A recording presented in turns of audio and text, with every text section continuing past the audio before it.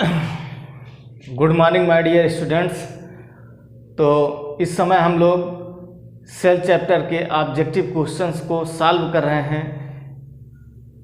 पिछला 4 क्लास हो चुकी है, आज 5वां क्लास है और हमने 32 क्वेश्चंस सॉल्व कर लिए हैं। तो चलिए देखते हैं नेक्स्ट क्वेश्चन 33। पहले से हमने स्क्रीन पर लिख रखा है ताकि समय को बचाया जा सके, कम समय में हम ज़्यादा क्वेश्चंस को अटेम्प्ट कर पाएँ। Question number 33, lead acid battery में ऋणात्मक प्लेट का पदार्थ होता है। अब इस क्वेश्चन का आंसर सॉल्व करने के लिए मुझे शायद बताने की आवश्यकता नहीं पड़ेगी, आप लोग इसे स्वयं से सॉल्व कर सकते हैं। कई बार इस तरह से मिलता जुलता क्वेश्चन आ चुका है। लेड एसिड बैटरी में जो ऋणात्मक प्लेट है वह किस पदार्थ की बनी होती है? तो एक तो लिखा है लेड सल्फेट, ठीक, दूसरा है कार्बन छड़, तीसरा है निकिल क्रोमियम। तो कार्बन छड़ तो पड़ती नहीं है लेड एसिड बैटरी में, निकिल क्रोमियम भी नहीं पड़ती है। एक बनता है लेड सल्फेट का ऑप्शन, एक बनता है शुद्ध लेड का ऑप्शन। तो लेड सल्फेट जो होती है, लेड सल्फेट यानी कि इसको हम बोलते हैं PbSO4। डिस्चार्ज कंडीशन में जो दोनों प्लेटें होती हैं, धनात्मक और ऋणात्मक, वो दोनों प्लेटें लेड सल्फेट की हो जाती हैं। लेकिन चार्ज कंडीशन में धनात्मक प्लेट हमारी लेड परऑक्साइड PbO2 की होती है और ऋणात्मक प्लेट हमारी स्पंजी लेड की होती है Pb की। अब यहाँ पर ऐसा कुछ नहीं पूछा है कि धनात्मक या ऋणात्मक, ऐसा कुछ नहीं पूछा है कि चार्ज कंडीशन में या डिस्चार्ज कंडीशन में, बस पूछ लिया है कि लेड एसिड बैटरी में ऋणात्मक प्लेट का पदार्थ किस चीज़ का बना होता है।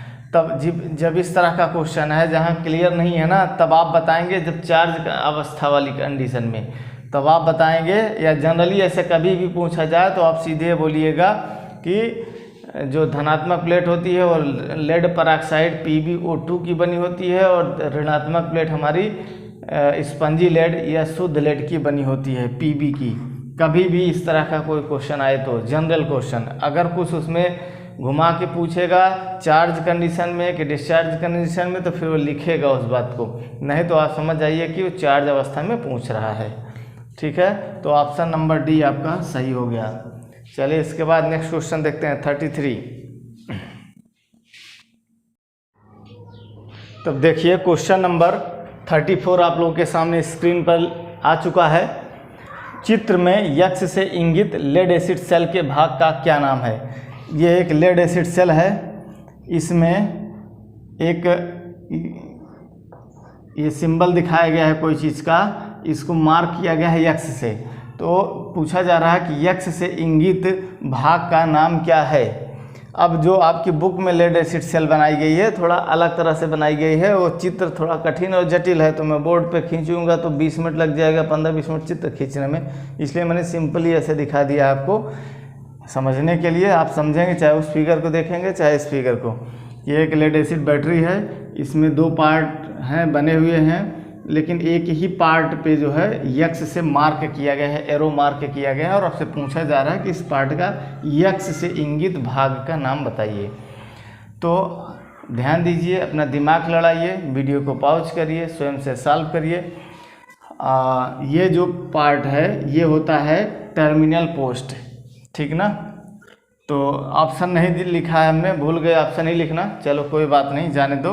कुल मिला के इस पार्ट का नाम, जिसको आप टर्मिनल बोलते हैं ना, जिस पे हम लोग जो है टर्मिनल कसते हैं, यहाँ पर कन्फ्यूजन क्या होता है, कभी कभी एक ऑप्शन ऐसे रहेगा टर्मिनल और दूसरा ऑप्शन रहेगा टर्मिनल पोस्ट, 2 ऑप्शन ऐसे मिल जाएंगे, टर्मिनल पोस्ट। तो यहाँ पर गलती हो जाती है स्टूडेंट से।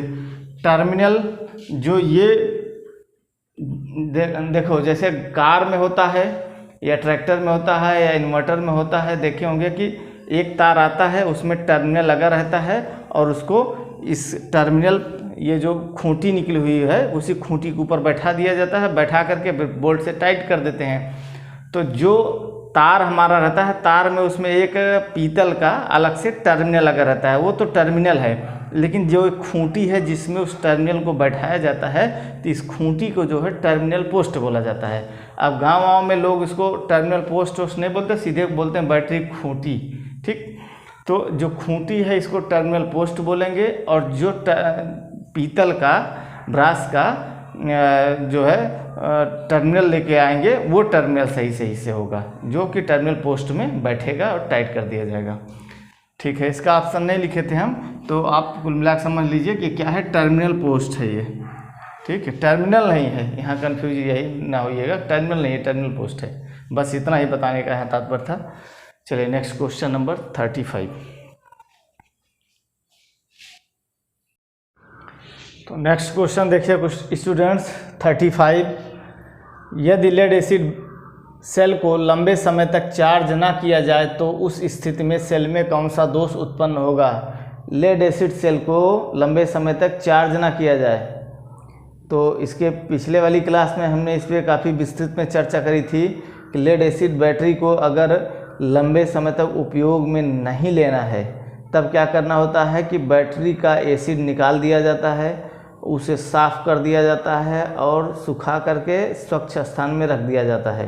ठीक, जैसे कि 4-6 महीने आपको आना है नहीं, कहीं जाना है, तो उस कंडीशन में बैटरी में क्या हो जाएगा, अगर आप बैटरी को डिस्चार्ज अवस्था में छोड़ के चले जाते हैं तो बैटरी में जो सल्फ़र होता है वो सल्फ़र बैटरी की प्लेटों पे जमा हो करके हार्ड हो जाएगा, कठोर पपड़ी का रूप ले लेगा, और दोबारा जब आप आएंगे चार्जिंग करेंगे तो वो जो सल्फ़र है वो गलेगा ही नहीं, विलयन में घुलेगा नहीं और बैटरी चार्ज नहीं होगी।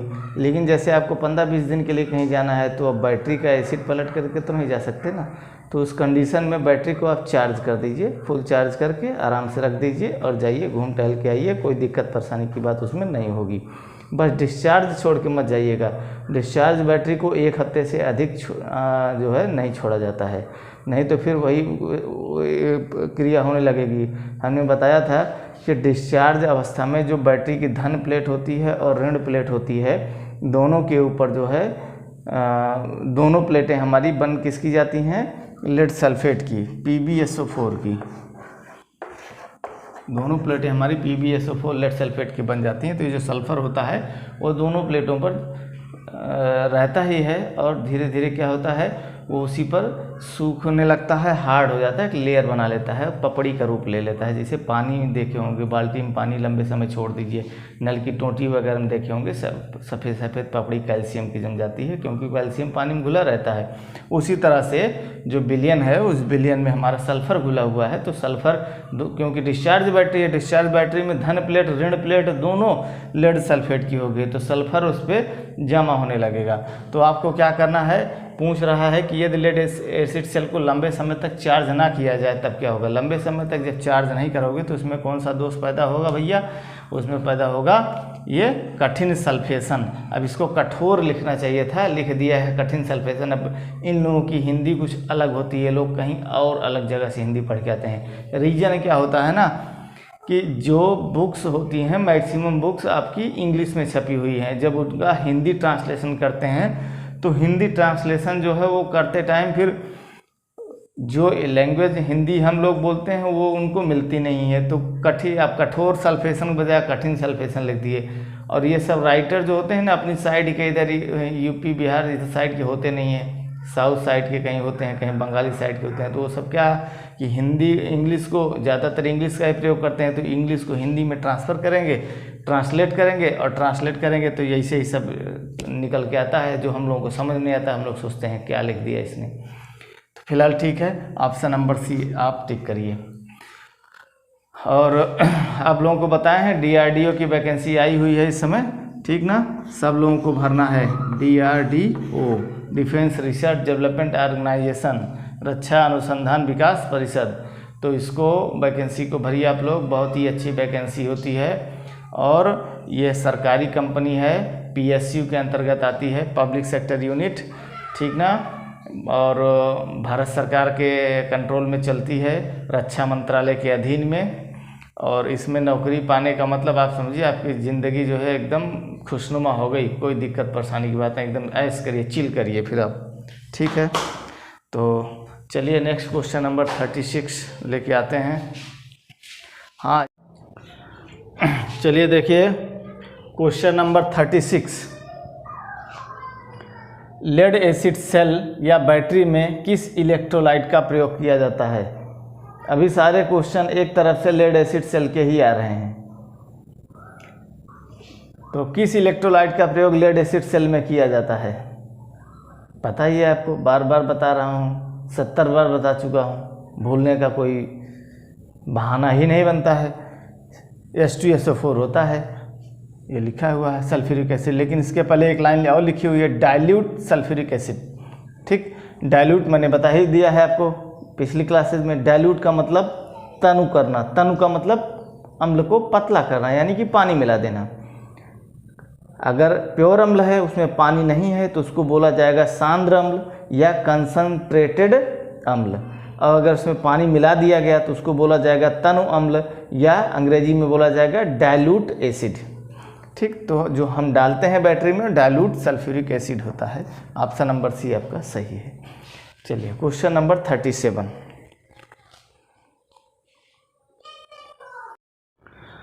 देखिए question number 37, lead acid battery के टर्मिनल किस धातु से बनाए जाते हैं? बैटरी का टर्मिनल, सबके घर में बैटरी है। लेड एसिड बैटरी मोटरसाइकिल में लगती है, कार में लगती है, इन्वर्टर में लगती है, ट्रैक्टर में लगती है, बहुत सारी जगह इसका उपयोग है। तो लेड एसिड बैटरी का जो टर्मिनल, जिसको हम बोल रहे थे खूंटी थोड़ी देर पहले, ध्यान दीजिएगा, यहाँ क्वेश्चन देखा जाए गलत है। पूछ रहा है कि लेड एसिड बैटरी के टर्मिनल किस धातु से बनाए जाते हैं? टर्मिनल नहीं, टर्मिनल पोस्ट। क्या? टर्मिनल पोस्ट किस धातु से बनाए जाते हैं। लेकिन अब बोलचाल की भाषा में आप कुल मिला के उसके भाव को समझिए, कहना क्या चाह रहा है। ठीक ना, कमियां निकालने से अच्छा है कि क्वेश्चन के भाव को समझ लीजिए, को कहना क्या चाह रहा है, और वही भाव में आंसर आप दे दीजिए। तो लेड एसिड बैटरी के टर्मिनल पोस्ट किस धातु से बनाए जाते हैं? तो किस धातु का होता है? सीसा। अब इसमें बताना क्या है, सीधे याद कर लीजिए, इसमें कुछ समझाने जैसा नहीं है। सीसा, लेड का हमारा शीशे का पूरा प्रयोग है लेड एसिड बैटरी में। भाई हमारी प्लेटें लेड की बनती हैं, हमारा टर्मिनल पोस्ट भी, पॉजिटिव टर्मिनल और नेगेटिव टर्मिनल, दोनों टर्मिनल पोस्ट हमारे शीशा यानी कि पीबी के बनाए जाते हैं। चलिए क्वेश्चन नंबर 38।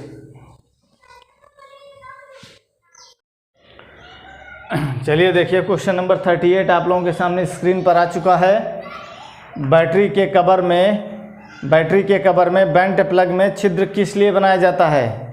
बैटरी में जो ढक्कन लगा होता है, जिस ढक्कन को खोल के आप वाटर यानी कि डिस्टिल्ड वाटर टॉप अप करते हैं, बैटरी में पानी भरते हैं, उस ढक्कन में छिद्र क्यों बनाया जाता है? पीछे के क्वेश्चन में चर्चा किया जा चुका है इसको। छिद्र, ढक्कन में अगर छिद्र नहीं होगा तो चार्जिंग क्रिया के दौरान जो गैसें निकलेंगी वह बाहर नहीं निकल पाएंगी और हमारी बैटरी फट जाएगी। एक बार हमारी गाड़ी के साथ ऐसा हो चुका है, ठीक ना, कि उस गाड़ी जो है चलती हुई कंडीशन में ही गाड़ी की बैटरी फट गई, से आधी ऐसे फट गई पूरी बैटरी। तो और अगर कोई आसपास है उस बैटरी के तो इंजर्ड भी हो सकता है, एसिड उसके मुंह पर पड़ जाएगा। एक तो उबलता हुआ रहता है, एकदम गर्म एसिड रहता है क्योंकि चार्जिंग हो रहा होता है। तो गैस निकलने के लिए छिद्र का बाहर निकलना, छिद्र का खुला होना बहुत ज़रूरी है। और छिद्र तब खुला हो रह पाएगा जब आप बराबर मेंटेनेंस करेंगे, यानी कि बराबर देखभाल करते रहेंगे, तभी ऐसा संभव है। धूल गर्दा मिट्टी की वजह से छिद्र बंद हो जाते हैं। अच्छा, तो पूछ रहा है कि बेंट प्लग में छिद्र बनाया किस लिए जाता है? पहला ऑप्शन दिया है गैस बाहर निकलने के लिए, बिल्कुल सही ऑप्शन है, गैस बाहर निकलने के लिए है। दूसरा है सुंदरता के लिए, सुंदरता से कोई मतलब नहीं है। तीसरा ऑप्शन है बैटरी की सुरक्षा व गैस बाहर निकलने के लिए, तो तीसरा ऑप्शन भी सही है, बैटरी की सुरक्षा व गैस बाहर निकलने के लिए। चौथा ऑप्शन उपरोक्त सभी, तो उपरोक्त सभी नहीं हो सकता है। अब इन दोनों में कंपेयर करिए, गैस बाहर निकलने हेतु और दूसरा लिखा है कि बैटरी की सुरक्षा व गैस बाहर निकलने हेतु। अब कौन सा सही करें? तो आंसर आपको वो सही करना है जो एकदम सटीक हो, ठीक ना। कौन सा आंसर सही करना है? जो एकदम सटीक बात बता रहा हो। जैसे कि हम कोई बात पूछ लें, जैसे हम कहते हैं जाफरगंज मंडी कहाँ है, तो जाफरगंज मंडी हम बता सकते हैं जगदीशपुर में है, एक आंसर। दूसरा आंसर ये भी हो सकता है जाफरगंज मंडी जो है 4 नंबर के पास और जगदीशपुर और रोड नंबर 4 के बीच में है, ऐसा कुछ हम डिस्क्रिप्शन दे दें तो कौन सा सही माना जाएगा? सही माना जाएगा दूसरा वाला कि रोड नंबर 4 जगदीशपुर के बीच में स्थित है। पहले वाला गलत हो जाएगा, क्योंकि जो ज़्यादा सटीक आंसर है वही आपका सही आंसर होगा। तो इसमें ज़्यादा सटीक आंसर बी सी वाला होगा, इसलिए सी आंसर को आप सही कर लीजिए। ठीक, चलिए क्वेश्चन नंबर 39। चलिए डियर स्टूडेंट्स, क्वेश्चन नंबर 39 देखिए। लेड एसिड बैटरी की AH क्षमता बढ़ाने के लिए क्या करना चाहिए? AH क्षमता, जब आप बैटरी खरीदने जाते हैं दुकान पर तो वहाँ पर पूछते हैं कि कितने AH की बैटरी है। मोबाइल का बैटरी या नया मोबाइल जब आप खरीदने जाते हैं तो उसमें एक क्वेश्चन आपका ज़रूर रहता है कितने mAh की बैटरी है। mAh, ठीक ना, mAh यानी कि मिली एम्पियर आवर, क्या, मिली एम्पियर आवर। तो बैटरी की क्षमता जो है AH में या फिर mAh में निकाली जाती है। अब जिस बैटरी की AH पावर या mAh पावर ज़्यादा होती है वह बैटरी उतना ही लंबे समय तक हमको विद्युत ऊर्जा प्रदान कर सकती है। जैसे अब ये mAh पे छोड़ दीजिए, mAh पे क्या चर्चा करें। mAh का मतलब मिली एम्पियर आवर। छोटी बैटरियां जो होती हैं वो मिली एम्पियर आवर में बनाई जाती हैं, जैसे मोबाइल वाली। और जो बड़ी बैटरियां हैं, इन्वर्टर वाली, ट्रैक्टर वाली, कार वाली, ट्रक वाली, तो वो सब AH पावर में बनाई जाती हैं, ठीक ना। तो एक मिनट, जो इन्वर्टर वाली बैटरी घरों में जनरली यूज करते हैं हम लोग 150 AH की यूज करते हैं, या फिर 160 AH की यूज करते हैं, या फिर 180 AH की यूज करते हैं, जो हम लोग घरों में यूज करते हैं इन्वर्टर में, ठीक ना। तो AH पावर का मतलब क्या हुआ कि जिस बैटरी का AH जितना अधिक रहेगा, जिस बैटरी का AH जितना अधिक रहेगा वह बैटरी उतने ही लंबे समय तक हमको जो है विद्युत सप्लाई प्रदान कर सकती है। जैसे कि अगर 150 AH वाली जो बैटरी है कितने घंटे तक हमको बिजली दे सकती है, अब ये डिपेंड करेगा कितना लोड लगाए हैं। तो मान लीजिए कि 5 एम्पियर का लोड जो है हमको लेना है, तो 5 एम्पियर का अब लोड लेना है तो AH इक्वल टू दिया है 150 और A है कितना, 5 एम्पियर का लोड आप चला रहे हैं तो कितने घंटा बैटरी चलेगी, multiply by H equal to 150। तो H बराबर कितना हो जाएगा 150/5 डिवाइड करिए, 5 1 जा 5, 5 3 जा 15, 30, यानी कि 30 घंटा 30 घंटा ये बैटरी हमको सप्लाई कंटिन्यूस दे सकती है। अब हमको अगर 160 AH से लेना है, वही 5 एम्पियर ही लोड है हमारे पास, लेकिन बैटरी मेरे पास बड़ी है 160 AH वाली, तो 160 AH वाली कितना देर चलेगी, 160/5, 5 1 का 5, 5 3 15, 1 16, 10, 5 दूना 10, अब 32 घंटा, 2 घंटा बढ़ गया। 180 AH वाली क्या करेगी, और ज़्यादा अधिक समय तक हमें विद्युत धारा प्रदान कर पाएगी। तो AH पावर से हम बैटरी की क्षमता का निर्धारण करते हैं कि बैटरी कितना समय तक हमें, कितने लंबे समय तक हमें विद्युत धारा प्रदान कर पाएगी। रही बात, पूछ रहा है कि लेड एसिड बैटरी की AH क्षमता बढ़ाने के लिए क्या करना चाहिए। देखो भाई, एक मोटरसाइकिल में बैटरी लगाते हो वो इतनी बड़ी सी होती है, छोटी सी, एक ट्रैक्टर में लगाते हो इतनी बड़ी सी होती है, ठीक, एक इन्वर्टर में लगाते हो इतनी बड़ी बैटरी हो जाती है ना। तो सब AH बढ़ती चली जाती है। तो क्या बढ़ रहा है बैटरी में, क्या बढ़ा, बैटरी सब 12 वोल्ट हैं। मोटरसाइकिल वाली भी बैटरी 12 वोल्ट है, ट्रैक्टर वाली भी बैटरी 12 वोल्ट है, और आपकी इन्वर्टर वाली बैटरी भी 12 वोल्ट ही है। तो बढ़ क्या रहा है पर सेल प्लेटों की संख्या बढ़ा दी जाती है। जैसे एक 12 वोल्ट की बैटरी है तो 12 वोल्ट की बैटरी में 6 सेल बनाए जाते हैं, 6 सेलों को सीरीज में जोड़ करके फिर 12 वोल्ट बनाया जाता है। आपको बताया गया है एक सेल में 2 वोल्ट होता तो 2.2 वोल्ट है, लेकिन 0.2 वोल्ट जो है बैटरी में इंटरनल रेजिस्टेंस के कारण ड्रॉप हो जाता है, तो बचता केवल 2 वोल्ट है। तो 6 सेल मिल करके 12 वोल्ट तैयार करते हैं। 6 सेलों को सीरीज में जोड़ दिया जाता है, ठीक। अच्छा, तो हमारे पास 12 वोल्ट की जो बैटरी होती है उसमें भी 6 सेल होते हैं।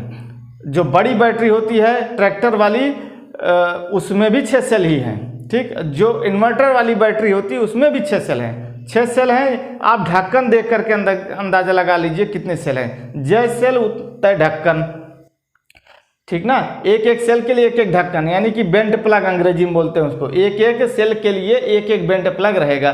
6 कोई भी बैटरी में आप गिन के देख लीजिए 6 ढक्कन रहते हैं, ठीक। 6 सेलों को सीरीज में जोड़ करके एक बैटरी बना दी जाती है 12 वोल्ट की।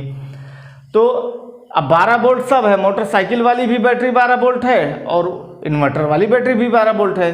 तो बस अंतर क्या है, दोनों की AH पावर में अंतर है, यानी कि पर सेल जो है प्लेटों की संख्या बढ़ा दी जाती है। जो मोटरसाइकिल की बैटरी है उसमें प्रति सेल प्लेटों की संख्या कम रहती है। दूसरी चीज़, प्लेटों की लंबाई चौड़ाई भी कम रहती है और संख्या भी कम रहती है। और जो इन्वर्टर वाली बैटरी हो जाती है उसमें प्रति सेल प्लेटों की संख्या भी ज़्यादा रहेगी और दूसरी चीज़ जो है प्लेटों की लंबाई और चौड़ाई भी ज़्यादा रहेगी। तो प्लेटों की संख्या हम 1 प्लेट, 2 प्लेट, 3 प्लेट, 4 प्लेट ऐसे लगाते चले जाएंगे, प्लेटों की संख्या बढ़ती चली जाएगी, बैटरी बड़ी होती चली जाएगी और हमारा AH पावर बढ़ता चला जाएगा। तो ये होती है पूरी कहानी। AH क्षमता बढ़ाने के लिए आपको क्या करना है, अधिक संख्या में प्लेटें प्रयोग करना चाहिए। बी वाला आंसर आपका सही है। चलिए इसके बाद क्वेश्चन नंबर 40 देखते हैं। चलिए तब देखिए क्वेश्चन नंबर 40 आप लोगों के सामने। जब कोई द्वितीयक सेल भार को धारा प्रदान कर रहा हो तो वह अवस्था कहलाती है। कोई सेकेंडरी सेल है और वह लोड को धारा प्रदान कर रही है। भार का मतलब लोड, भार को धारा प्रदान कर रहा हो, यानी कि लोड को धारा प्रदान कर रहा हो तो वह अवस्था कहलाती है। भाई कोई बैटरी है, उसे कोई लोड से जोड़ दिया गया है, बैटरी से चाहे पंखा चलाया जा रहा है, पंखा एक लोड हो गया, बैटरी से टीवी चला रहे हैं, बैटरी से हम बल्ब जला रहे हैं, तो सब लोड हो गया। तो क्या हो गया, बैटरी को लोड से जोड़ दिया गया, तो वह अवस्था क्या कहलाएगी, वह अवस्था कहलाएगी डिस्चार्ज हो रही है बैटरी उस कंडीशन में ना, तो वह अवस्था कहलाएगी डिस्चार्जिंग। ऑप्शन नंबर सी आपका सही है, डिस्चार्जिंग। कुछ लोग यहाँ कंफ्यूज हो जाएंगे ना, ये लिखा क्या है, भार को धारा प्रदान कर रहा हो तो वह अवस्था कहलाती है। कहेंगे कि अनलोडिंग, अनलोडिंग कोई माल नहीं है, ट्रक पे लोड और अनलोड हो रहा है, ठीक ना। बैटरी का चार्ज को हम डिस्चार्ज कर रहे हैं लोड लगा करके, ठीक ना, तो इस अवस्था को डिस्चार्जिंग बोला जाएगा। चलिए क्वेश्चन नंबर 41। हमें लगता है कि काम भर के क्वेश्चन हो गए होंगे। मैं मिलता हूँ आपसे नेक्स्ट क्लास में, ठीक है। और बाकी आप लोग लगे रहिए, मस्त रहिए, व्यस्त रहिए और अच्छे से तैयारी करिए, कहीं ना कहीं सिलेक्शन तो होगा ही। ITI से जो बच्चे करे हुए हैं और वाकई में अपनी पढ़ाई को लेकर के थोड़ा सीरियस हैं, तो मान के चलिए कि उनको जॉब मिलेगी ही मिलेगी। अगर थोड़ा भी एफर्ट लगा रहे हैं तो जॉब मिलना निश्चित है। लेकिन अब कहिए कि ज़्यादातर बच्चों के साथ क्या है कि कहीं जुगाड़ से कहीं कुछ मिल जाए, ITI कर लिए हैं, कहीं जुगाड़ से, कहीं जुगाड़ का मतलब संविदा पे कहीं काम मिल जाए 10,000 15,000 रुपये का, तो वही करने में खुश हो जाते हैं। तो वो नहीं करना है आपको, ठीक है। आप ITI का सिलेबस बहुत अधिक नहीं है, बस इतनी मोटी सी बुक है, तैयार कर लीजिए थ्योरी, और साथ में एक वर्कशॉप कैलकुलेशन एंड साइंस लगी है, वो भी तैयार कर लीजिए। फिर बच्चा क्या, फिर बच्चा थोड़ी रीजनिंग, थोड़ा GK, तो थोड़ी रीजनिंग पढ़ लीजिए, GK पढ़ लीजिए, आपका एग्जाम निकल गया। सिलेबस आपका क्लियर है इसलिए बोल रहा हूँ। जो बड़े एग्जाम्स होते हैं ना, उनमें सिलेबस क्लियर नहीं होता, कहाँ से आएगा क्या आएगा कुछ भी पता नहीं रहता है। इसलिए जो है आपका तो सिलेबस क्लियर है एकदम, एक थ्योरी की बुक है पूरा तैयार और एक वर्कशॉप कैलकुलेशन एंड साइंस है वो पूरा तैयार, बस बात खत्म, ठीक ना। बस रीजनिंग और GK के लिए आप रेगुलर न्यूज़पेपर और न्यूज़ वगैरह मोबाइल में आती रहती हैं, देखते रहिए, बस बहुत है उतना। सिलेक्शन आपका हो जाएगा। तमाम जगह वैकेंसीज अभी आ रही है, ऐसा नहीं हर जगह वैकेंसी है। देखो मेट्रो में वैकेंसी आ जाती है, अभी काफ़ी दिन से बंद पड़ी, नहीं आ रही लेकिन आएगी, ठीक। DRDO की निकली ही है। उत्तर प्रदेश राज्य विद्युत उत्पादन और उत्तर प्रदेश पावर कॉर्पोरेशन, ये हमेशा जो है, चाहे कोरोना पीरियड रहा हो चाहे जो रहा हो, ये बीच बीच में वैकेंसी निकाल ही रहे हैं, लोग बंद नहीं किए हैं। तो ये बहुत अच्छा अपॉर्चुनिटी है। और जो लोग और ITI इंस्ट्रक्टर वगैरह बनना चाहते हैं तो वो CTI कर लें, ठीक ना, CTI ये मैंने कर रखा है, आप लोग चाहें तो आप लोग भी कर सकते हैं। और विस्तृत जानकारी चाहिए हो इसके बारे में, कैसे करना है क्या करना है, तो कोई और दिन बता दूंगा। जिसको जानना समझना होगा वो कमेंट में लिख देगा, फिर कोई क्लास में बता दूंगा 5 मिनट में कैसे क्या किया जाता है, इसमें क्या कराया जाता है क्या नहीं कराया जाता है। तो ये एक सर्टिफिकेट कोर्स होता है 1 साल का, ठीक है। चलिए मिलते हैं आपसे नेक्स्ट क्लास में। Best of luck, thank you for watching my video.